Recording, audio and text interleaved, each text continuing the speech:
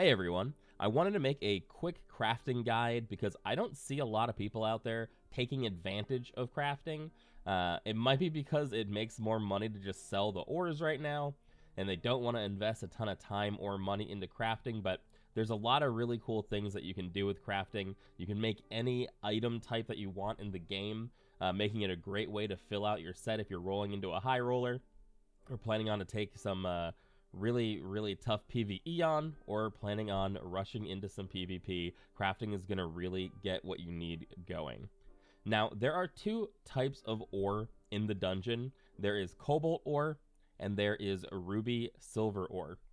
The cobalt ore is what you're crafting blues out of, and the ruby silver ore is what you're crafting epics, the purples, out of. There are different types of armor that you end up being able to make depending on the ore that you have. So you might be forced to get cobalt ore if you're trying to make a specific item type. So just bear that in mind. Now, mining. I also haven't really seen people mining. I know that people do because you can actually buy the ore on the trading post, but mining is a really slow process, and depending on your class, it gets even slower.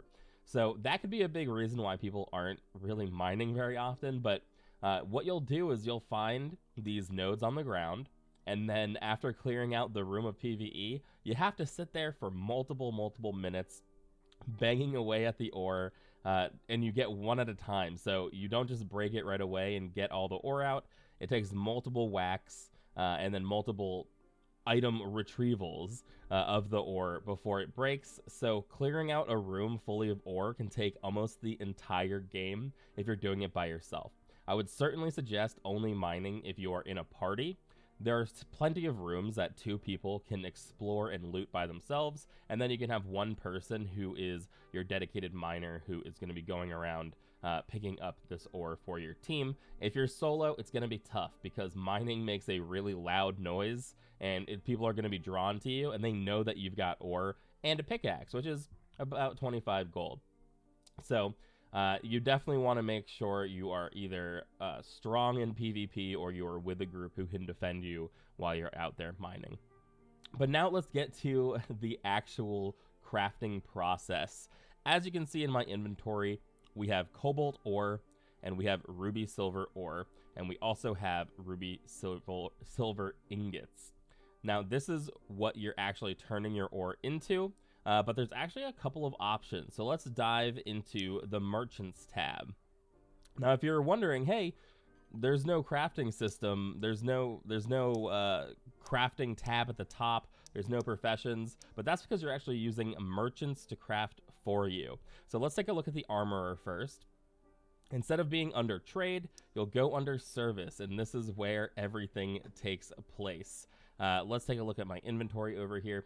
So here you can see that you can make the cobalt ingots and you can make the ruby silver ones. I have enough to make either or, so why don't we go ahead and do that.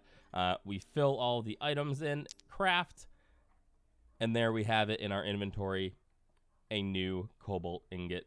We're gonna do the same thing here with our ruby silver. Awesome. I'm gonna send those to my stash, and now we can peruse exactly what we want to make.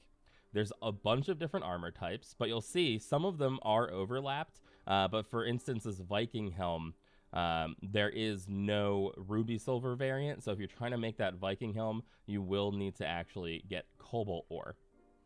So all of this costs quite a bit. I only myself have 6 ingots now. So we're going to have to make something that only 6 can make. But before we make something and see what we get, I do want to show off one more thing here. It's not just for metal. Now, I know you're mining ore and you're turning it into ingots, so it seems like you'd only be able to craft plate gear. But actually, if you go to the tailor, you can craft cloth gear as well. So here you can see ruby silver vestments, a piece of cloth. It takes dye at the bottom here. And the way that we're going to get that is through the alchemist. I say dye, it's called powder. Cobalt powder and ruby silver powder. So instead of actually making ingots, you're breaking down ore. Let's see if I have enough. Perfect, I've got enough for cobalt powder. Let's go ahead and craft that up. And here we can see we have the cobalt powder, and then this is what I'm going to use to craft those cloth pieces that I may want. So coming over here, you can get that Regal Gambeson here, you can get your ruby silver vestments. These are all going to be really, really strong items for you to make. But now let's get to the good part. Just like the Goblin Merchant, where you can kind of gamble and identify something, the same thing goes when you are actually crafting. So here I'm just showing off that you can make leather as well too. But the same thing goes when you're crafting. These unidentified sections, those are going to roll magic properties and end up being potentially an incredibly strong item. Now the ruby silver items actually roll 4 properties on them, so you can get some really, really insane gear. So why don't I go back and I'm going to make myself some plate gloves and see if we can roll something good. Usually I'm wearing these knowledge rawhide gloves, but I also play with a fighter sometimes. So I'm going to make these ruby silver gauntlets because if it rolls really high physical damage, I'm going to give it to the fighter. And if it rolls some kind of spell casting, something that will be useful for cleric, then I'm going to obviously keep them.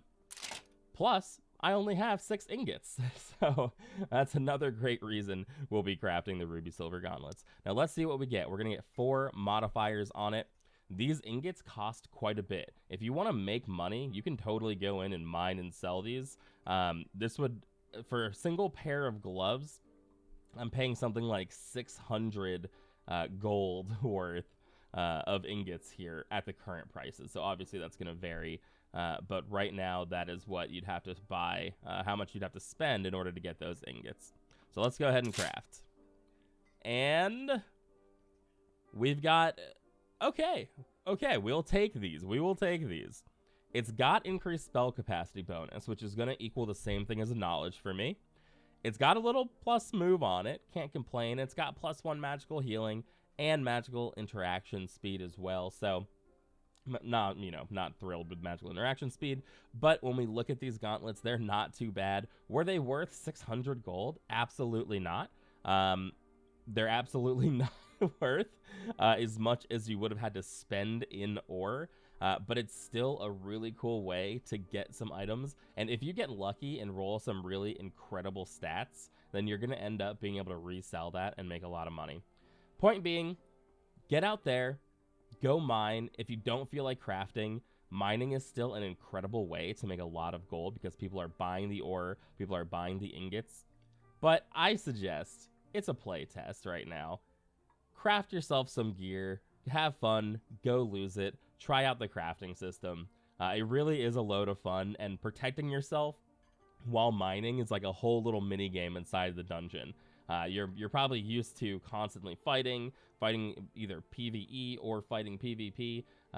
You're not used to being able to pull up a YouTube video and just sort of mine away at the ore and then wait for people to come to you. So it's definitely an interesting play style and could make you a ton of money down in the dungeon. So I hope this guide was useful. Let me know below if there's any other systems that are confusing you in Dark and Darker, and I'll be happy to make a video of them. Thanks so much for watching, guys, and have a good one.